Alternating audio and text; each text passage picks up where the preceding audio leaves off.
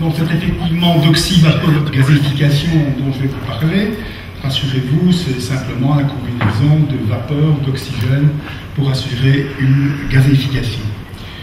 Alors permettez-moi d'introduire le centre de recherche qui développe aujourd'hui ce procédé. Donc il s'agit d'une société coopérative TPW qui regroupe à la fois quelques grandes industries, quelques petits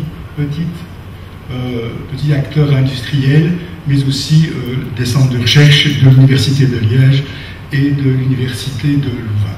Alors notre souci, on s'intéresse à la gazification d'une façon générale, mais de plus en plus à des matières premières dont personne ne veut.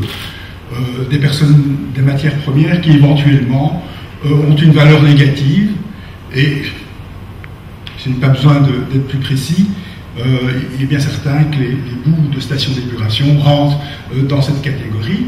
Alors ces matières premières auxquelles on s'intéresse, qui sont souvent des déchets, mais qui peuvent aussi être des choses plus intéressantes comme de la biomasse relativement sélectionnée, ça peut aussi être éventuellement des combustibles fossiles, mais leur composition est très simple, il y a toujours de l'eau, il y a toujours des matières minérales, il y a toujours des matières organiques. Eh bien, ce que nous essayons, c'est de valoriser tout, c'est-à-dire de retirer l'eau et de l'obtenir in fine sous une forme qui peut être soit rejetée, soit utilisée, c'est de valoriser les contenus en matière minérale.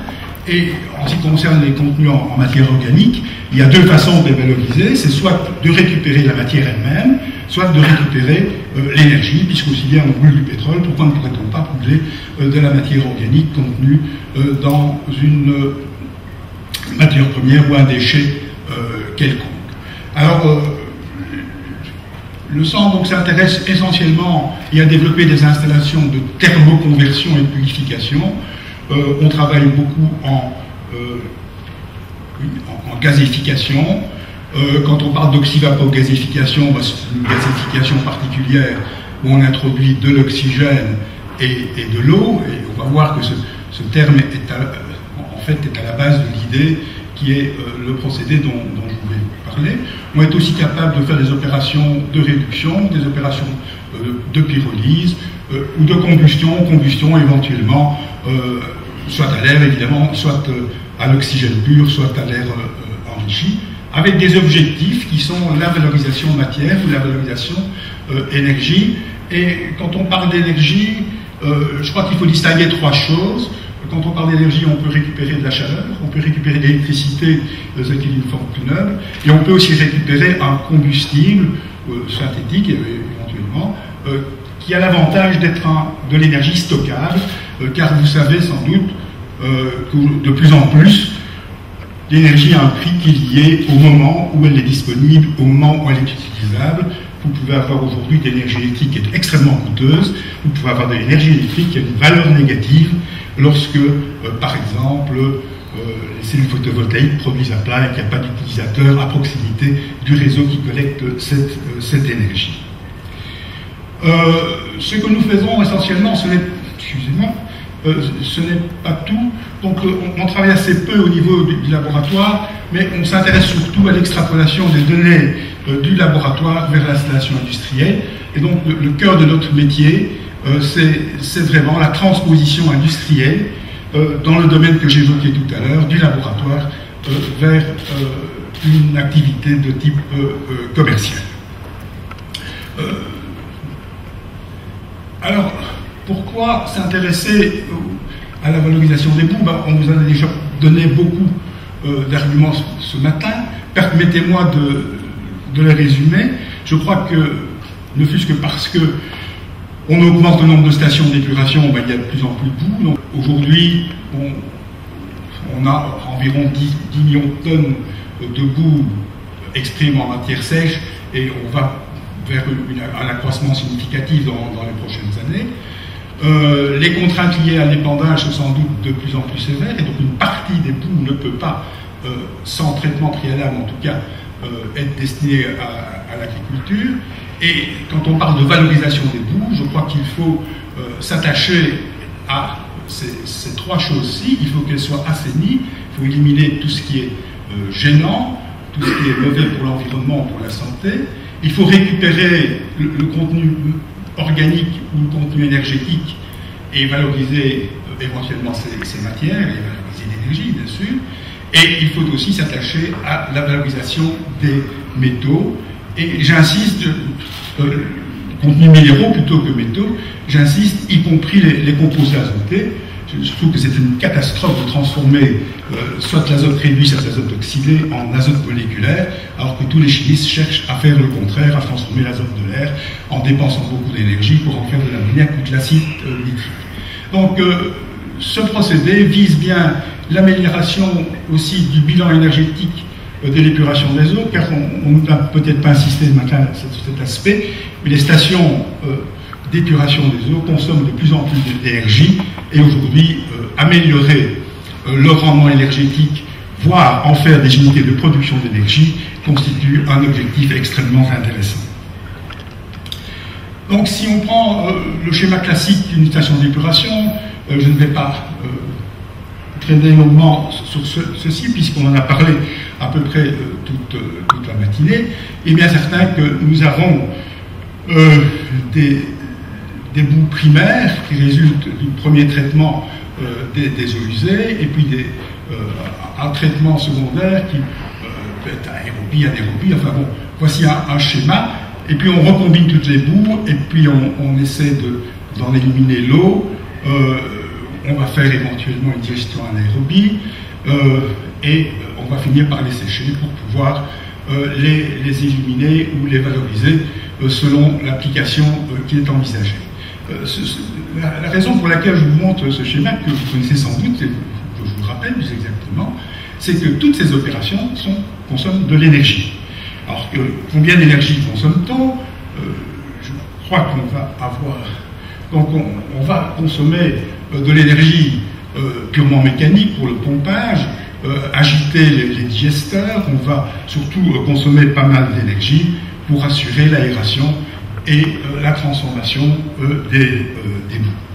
Alors, si on repasse là, si on rapporte toutes ces quantités d'énergie consommées qui sont exprimées ici en rouge et à 1 mètre cube d'eau, on se rend compte qu'on a des consommations d'énergie électrique pour l'aération, par exemple, 0,19 kWh électrique par mètre cube d'eau. On consomme aussi de l'énergie thermique, donc tout ce qui est en rouge, ce sont des consommations. Mais on a aussi des productions, évidemment, d'énergie, et vous avez, par exemple, si vous faites de la cogénération avec le biogaz, vous obtenez de l'énergie électrique et de l'énergie thermique.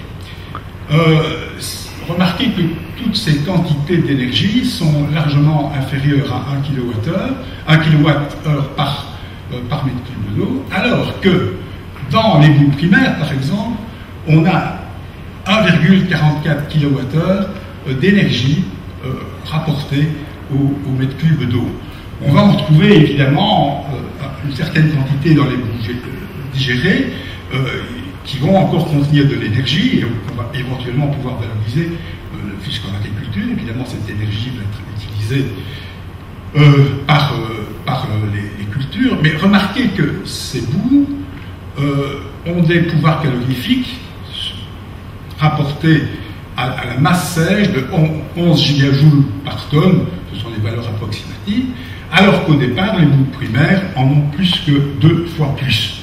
Donc, les stations actuelles consomment de l'énergie, alors qu'on leur fournit de l'énergie sous forme de l'eau usée qui entre dans ces stations. Une grande partie de l'énergie qui est dépensée dans la station sert à dégrader la qualité des boues, à consommer le contenu en matière organique, et pour ce faire, on doit consommer de l'énergie pour injecter de l'oxygène et aérer dans les différentes unités de traitement. En plus de cela, si on envisage une gazéification, ou une pyrolyse, ou une incinération, on va de nouveau dépenser de l'énergie pour éliminer l'eau. Or, en gazéification, on a besoin de l'eau. D'où l'idée du procédé, on ne sèche plus.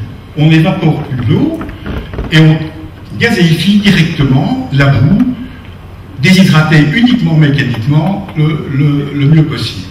Alors évidemment, dans ce cas-là, on va se retrouver avec une unité de transformation de gazéification qui aura trop peu d'énergie pour vaporiser l'eau si on utilise une technique classique. D'où l'idée d'améliorer le rendement en remplaçant l'air par l'oxygène.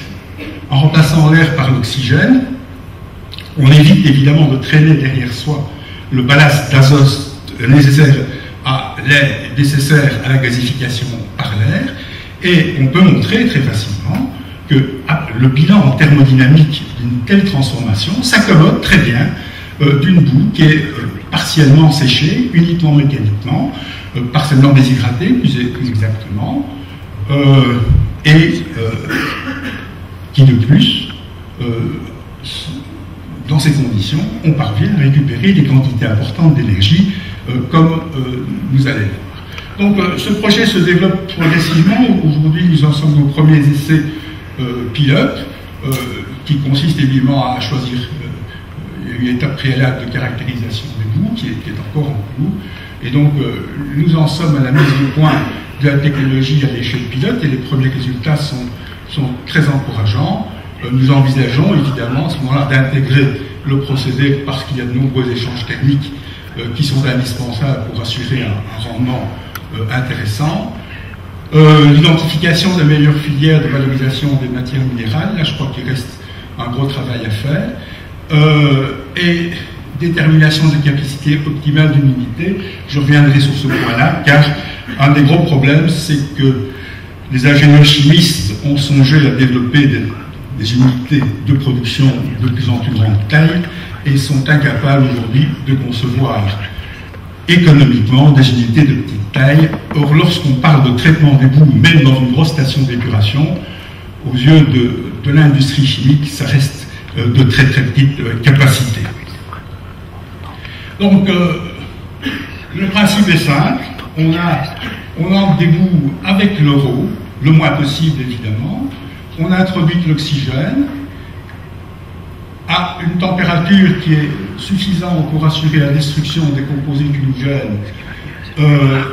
On transforme entièrement, je dis bien entièrement, la matière organique, on récupère les matières minérales contenues, on récupère un gaz combustible, donc de l'énergie stockable, et on peut récupérer de la chaleur. Alors on dirait, oui, mais l'oxygène coûte cher. C'est à la fois vrai et faux. L'oxygène, aujourd'hui, jusqu'à aujourd'hui, a été produit pour lui. La sidérurgie consomme d'énormes quantités d'oxygène. Aujourd'hui, l'oxygène est de moins en moins coûteux parce que ça devient progressivement un coproduit de l'azote. L'azote, dont le marché, lui, ne cesse de croître. Et donc, on peut espérer, dans un procédé qui serait pénalisé éventuellement par un réactif coûteux, on espère, et c'est plus qu'espérer, aujourd'hui on constate que ce réactif devient de plus en plus accessible, à telle enseigne que dans un pays comme la Belgique, où il y a un grand réseau de distribution d'oxygène, on peut avoir de l'oxygène à une valeur proche de zéro. En introduisant de l'eau ici, on produit la vapeur nécessaire à la gazification. Le choix de la pression d'oxygène est crucial. S'il est trop bas, la réaction n'a pas lieu à suffisamment basse température et ne démarre pas, et on ne parvient pas à créer une boue réactive à cause de l'eau qu'elle contient, donc il faut une pression suffisante. Si la pression est trop élevée, l'installation coûte extrêmement cher, et l'oxygène à pression très très élevée, lui, devient coûteux. Il vaut mieux choisir des pressions qui sont compatibles avec un accès économique à l'oxygène. De cette façon-là, on valorise le contenu énergétique et on produit à la fois de la chaleur et une énergie stockable. Alors voici un exemple de bilan thermique. Ceci est un calcul simplement. Je vous signale toutefois que les essais à l'échelle pilote ont conforté tout à fait ce bilan énergétique. Donc on suppose ici qu'on a un réacteur qui est pratiquement équilibré d'un point de vue énergétique, donc il manque un tout petit peu de chaleur, c'est un défaut de convergence dans notre calcul du bilan. Mais on a en fait une énergie disponible qui est le refroidissement du gaz que l'on produit. On a l'exothermicité de la réaction, donc ici on a fixé le taux de combustion, donc la quantité d'oxygène pour que la moitié de la matière organique brûle. Et évidemment, on va consommer de l'énergie pour chauffer les boues qui entrent dans le système, on va consommer de l'énergie pour évaporer l'eau, mais globalement, le bilan est bouclé au niveau du réacteur. On devra encore chauffer les boues avant d'entrer dans le réacteur jusqu'à 180 degrés, mais cela est largement compensé par la condensation de l'eau qui, par suite de la pression, permet d'être récupérée à un niveau thermique relativement intéressant, et la chaleur récupérable est encore positive.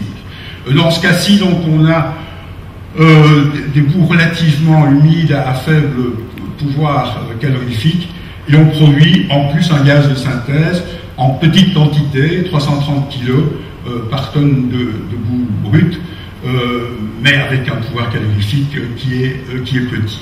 Une situation nettement plus favorable est donnée ici, où cette fois-ci on a un pouvoir calorifique qui suppose qu'on s'adresse en fait à une boue primaire plutôt qu'à une boue qui a déjà été activée.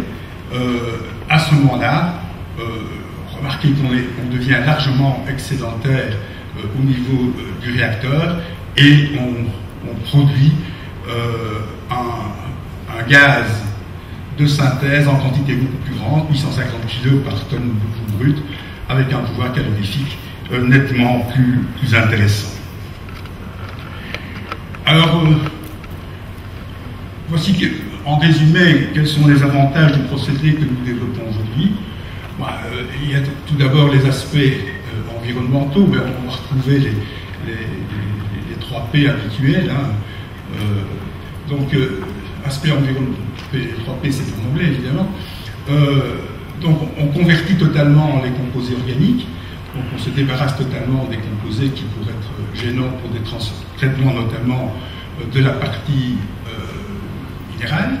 On stabilise complètement les minéraux, mais leur valorisation après stabilisation doit encore être développée. On réduit évidemment des consommations d'énergie fossile, puisque on devient plus que autosuffisant, on devient autoproducteur en énergie, et bien sûr aussi on réduit par ces économies d'énergie et en évitant les pertes liées à la formation de méthane, on réduit les émissions de gaz à effet de serre. Les boues sont complètement assainies, les risques sanitaires dus à l'épandage sont éliminés, et on a bien sûr une réduction du charroi lié au transport de ces boues. Donc les aspects économiques, c'est assez évident à montrer. Le bilan énergétique est amélioré, réduction des coûts de transport, réduction des investissements. Je vais être plus précis en comparant ceci à des techniques qui sont aujourd'hui en place et qui nécessitent des investissements beaucoup plus importants. Donc ici, on a repris trois techniques de traitement des boues. Donc l'incinération, l'oxydation par voie humide et le procédé que nous développons. Donc je ne vais pas insister sur tous les détails techniques. Enfin bon, si on prend par exemple la température, on est à une température suffisante pour que les déchets organiques, pour que la partie organique soit complètement transformée, ce qui n'est pas le cas par exemple de l'oxydation en voie humide. On vous a exposé des difficultés de valoriser les acides gras volatiles qui apparaissent dans l'oxydation en voie humide, de sorte que dans ce procédé, eh bien, on a encore un liquide contenant des organiques qu'il faut éliminer. Alors on peut peut-être insister sur l'aspect de traitement des effluents gazeux. Donc si on prend l'incinération, par exemple, on l'a encore dit tout à l'heure, le traitement de l'usine à gaz qui suit l'incinération va porter sur des volumes très importants, puisque l'incinération se fait avec un comburant qui est l'air, et donc toutes les fumées sont en quelque sorte diluées par l'azote de l'air, on doit traiter des volumes très importants. En travaillant à l'oxygène, évidemment, on se trouve avec des gaz très concentrés, dont la purification, si elle est nécessaire, on parlait tout à l'heure de l'élimination du mercure, est beaucoup plus aisée que dans le cas de l'incinération. Le bilan thermique est beaucoup plus favorable parce qu'on évite le séchage, qui est un gros consommateur d'énergie. Bien sûr, il y a la sécurité, on pourra aussi comparer. Il y a certains qu'on travaille avec de l'oxygène, donc il y a toutes les précautions associées à l'utilisation d'oxygène pur, mais il faut bien reconnaître qu'on est avec des risques bien moins élevés que dans le cas d'oxydation emphatique, où les pressions sont 3 à 4 fois, voire 10 fois plus élevées. Il en résulte qu'on se trouve devant des investissements qui a priori sont relativement faibles, plus faibles qu'en incinération, toute proportion gardée, parce qu'on a un traitement des fumées qui est moins coûteux, et plus faible qu'en oxydation en vase liquide, parce que les pressions sont plus modérées. Bien sûr, le gros inconvénient, mais pour nous c'est un avantage, c'est que le procédé n'est pas encore commercialisé, et donc il nécessite un travail de développement et de recherche considérable, et puisque c'est l'objet de TPE, ce qui est un inconvénient pour tout le monde est un avantage pour nous. En conclusion, je crois que la valorisation des boules de steppe est un enjeu majeur pour l'amélioration du bilan énergétique des stations d'épuration.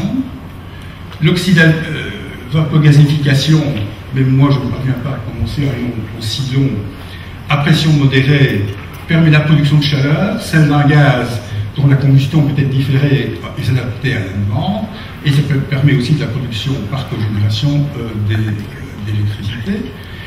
Le traitement décentralisé des boues présente des avantages décisifs, et alors là, c'est ce que je disais tout à l'heure, même pour les stations d'épuration, une unité de traitement des boues, que ce soit par incinération, que ce soit par un quelconque traitement, et notamment aussi par gazéification, constitue une unité qui est de petite taille par rapport aux standards de l'industrie chimique.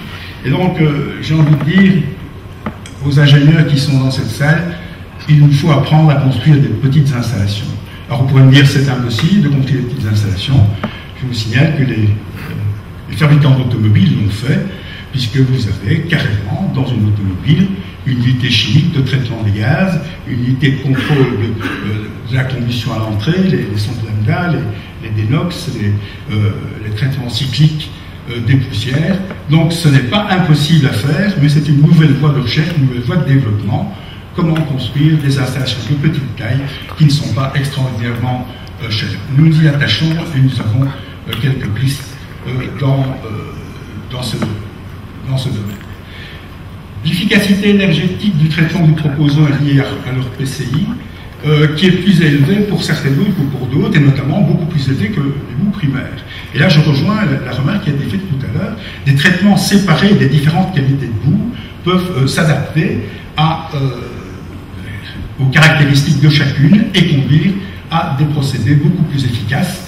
Et donc, favoriser la formation de boues primaires et assurer leur transformation séparément est une piste qu'il faut investiguer beaucoup plus profondément. En conclusion tout à fait générale, c'est que l'optimalisation énergétique d'une station d'épuration requiert une approche globale, et la station de l'avenir sera probablement fortement différente de ce qu'elles sont aujourd'hui. Les pays développés, comme l'Europe, comme les États-Unis, sont probablement pénalisés par leur histoire, pénalisés par les investissements qu'ils ont faits.